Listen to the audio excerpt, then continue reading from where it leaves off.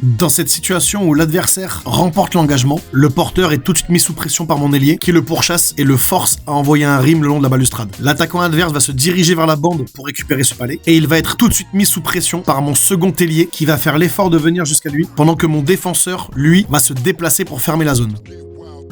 L'ailier arrive à réduire le gap et crée le duel avec ses deux coéquipiers au support proche, prêts à intervenir. L'adversaire n'a pas d'autre choix que de chipper le palais, ce qui permet à mon défenseur d'intervenir et voyant la pression arriver sur lui, renvoie le palais au fond de la zone. De nouveau, mon premier attaquant fait l'effort de créer un duel sur le palais libre et son coéquipier le plus proche va venir au support.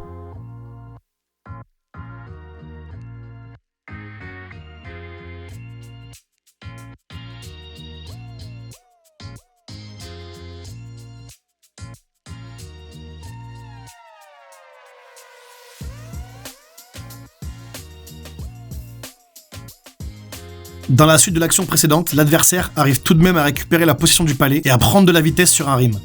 Mon centre met tout de suite la pression au porteur du palais, pendant que mon défenseur opposé, lui, protège l'axe de la glace. Que doit faire mon défenseur proche de l'action? Il doit regarder le jeu dans son ensemble et voir le support adverse à sa gauche et l'identifier comme son vis-à-vis. Il devrait donc être plus dans l'axe de la glace afin de rester D-side avec lui, et cela permet aussi, en cas de perte du duel par son centre, de continuer à contenir le porteur le long de la balustrade. Malheureusement, dans cette situation, mon centre perd son duel et mon défenseur le long de la balustrade laisse trop d'espace au porteur et je me retrouve avec 2 joueurs éliminés.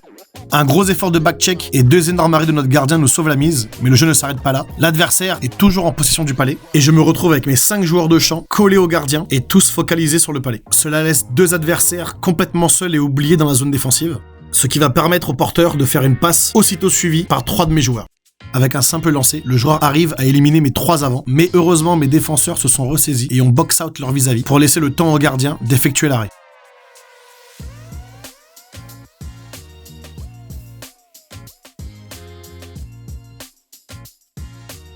Maintenant, un très bon forecheck qui débute par un de mes avants mettant la pression au porteur du palais, pendant qu'un de ses coéquipiers va fermer la solution de passe up et que l'autre va jouer le rôle du 3e homme et fermer le centre de la glace. Mon presseur ne passe pas derrière la cage et coupe tout de suite la sortie au 2e poteau. Mon 2e attaquant, grâce à son marquage, neutralise la solution de passe contre la balustrade et mon 3e homme coupe parfaitement la passe au joueur dans le centre. Tout cela met la pression au porteur du palais qui panique et de ce fait prend de mauvaises décisions.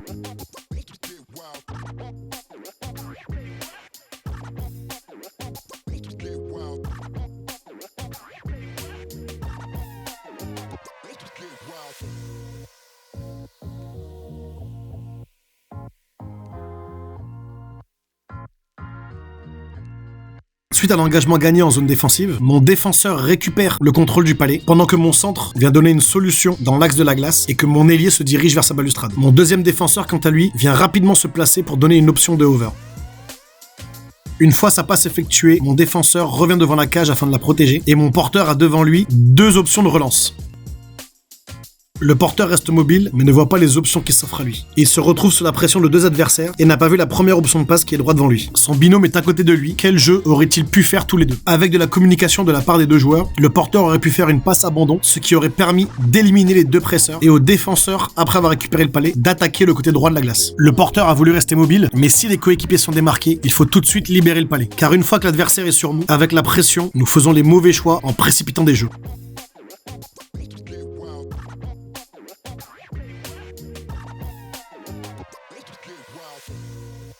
Sur cette séquence, nous commençons par mon défenseur qui va presser le porteur du palais. Il est appuyé par son centre venu au support, tandis que mon second défenseur marque l'adversaire positionné devant la cage. Le premier problème arrive quand l'adversaire fait un virage et que mon défenseur au pressing décide d'abandonner son marquage, au lieu de rester au contact de celui-ci. Il est automatiquement éliminé de l'effort défensif. Mon centre est contraint de prendre le relais, se retrouvant en infériorité numérique dans un duel 1 contre 2. Au bout de quelques secondes, un de mes défenseurs décide de réagir et de venir en aide à son centre en mauvaise posture. Mais en arrivant droit sur l'adversaire, il se retrouve tout comme son coéquipier éliminé du jeu. Une fois de plus, l'un de mes joueurs se retrouve en infériorité numérique dans une situation de 1 contre 3. Heureusement, la réception de passe est mal exécutée, ce qui empêche l'action d'aboutir.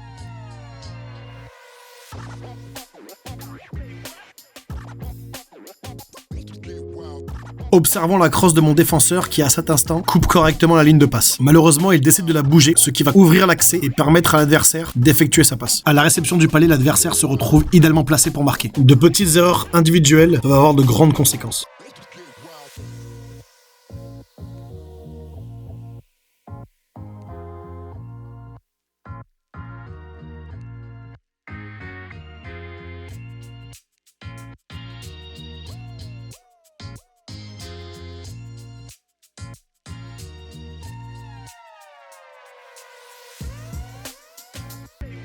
Dans cette dernière séquence, nous avons enlevé le gardien pour jouer à 6 contre 4. Dans un premier temps, mon 6e joueur, à peine monté sur la glace, intervient déjà pour fermer la zone sur la tentative de dégagement de l'adversaire. Suite à cela, un de mes avants crée le duel dans le coin et tout de suite, un de ses coéquipiers réagit pour venir à son support.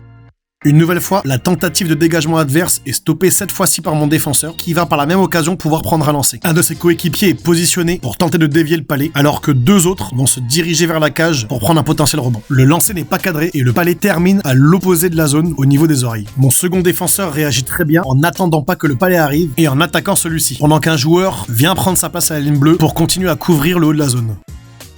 Il remet rapidement le palais à un joueur démarqué en bas de la zone qui va rapidement prendre un lancer alors qu'un de ses coéquipiers se dirige pour jouer le rebond. Cette action rapide nous a permis de surprendre l'adversaire et de nous créer une cage vide pour marquer.